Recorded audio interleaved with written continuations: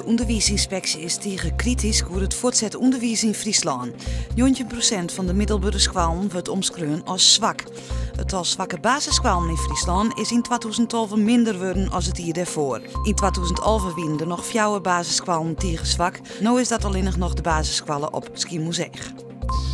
Het Europaplein in Ljouwert kan nog heel tijd net opknapt worden.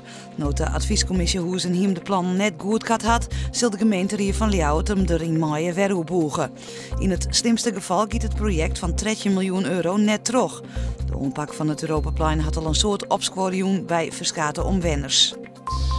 De basketballers van Ares hebben voor de tweede keer in de historie de hele finale van de play-offs om het Nederlands kampioenschap hellen. De Ljouwerter club had juist thuis de tweede wedstrijd van Landstede Zwolle woen.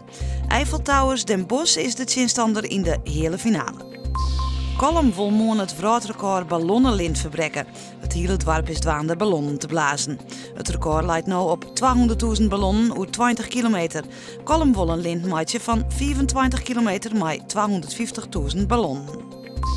Joen en vannacht een soort bewolking en misschien een beetje rein in het watergebied en het noorden van de provincie. De temperatuur leidt om de 8 graden hinnen, er is net volle wind. Morgen eerst kans op mist, het wordt 16 of 17 graden bij een matige en krachtige wind.